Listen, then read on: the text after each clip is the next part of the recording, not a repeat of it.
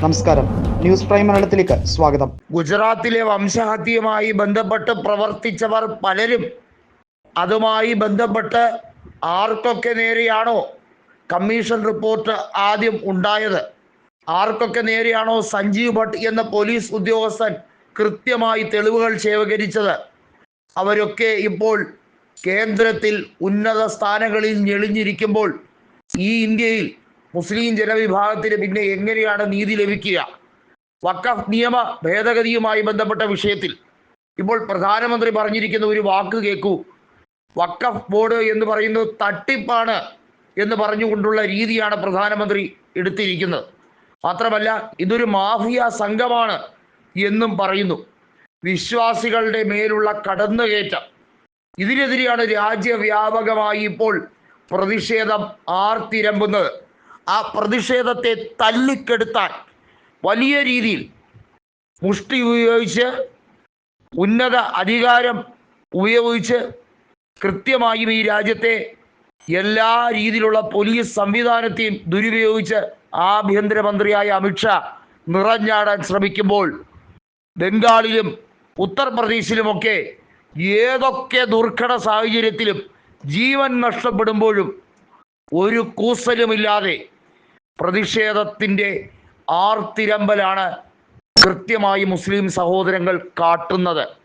ഈ രാജ്യത്ത് വഖഫ് ഭേദഗതി വരുത്തുന്നതോടുകൂടി മുസ്ലിങ്ങളുടെ ഭൂമി തട്ടിയെടുക്കപ്പെടും എന്നവർക്ക് കൃത്യമായി ബോധ്യമുണ്ട്. കാരണം ഈ രാജ്യം ഭരിക്കുന്നത് മുസ്ലിങ്ങളെ അടിച്ചോടിക്കാൻ വേണ്ടി ശ്രമിക്കുന്നവരാണെന്ന് അവർക്ക് ഉത്തമ ബോധ്യമുണ്ട്. വഖഫ് നിയമ ഭേദഗതി 1995 വഖഫ് ആക്ട് ഏറ്റവും ശക്തമാണ്.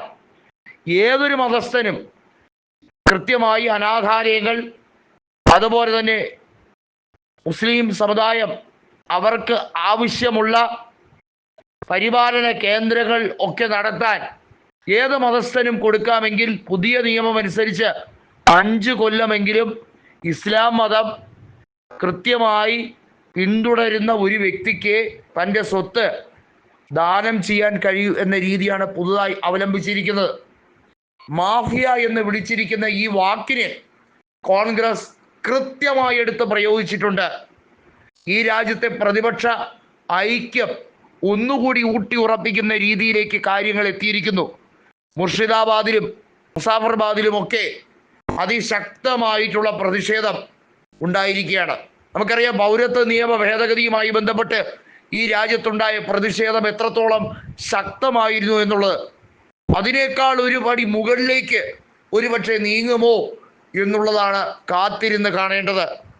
ഈ രാജ്യത്തെ ഭിന്നിപ്പിക്കാനും ഭിന്നിച്ച് ഭരിക്കാനും ന്യൂനപക്ഷങ്ങളെ തള്ളിക്കളയാനും വോട്ട് ബാങ്ക് രാഷ്ട്രീയത്തിന് വേണ്ടി ഡിവൈഡ് ആൻഡ് റൂൾ എന്ന ബ്രിട്ടീഷ് പദ്ധതി കൃത്യമായി ആസൂത്രിതമായി നടപ്പിലാക്കാനും ശ്രമിക്കുന്ന RSS ഐഡിയോളജി, അതുതന്നെയാണ് ഇവിടെ കൃത്യമായി ആവിഷ്കരിച്ചു കൊണ്ടിരിക്കുന്നത്.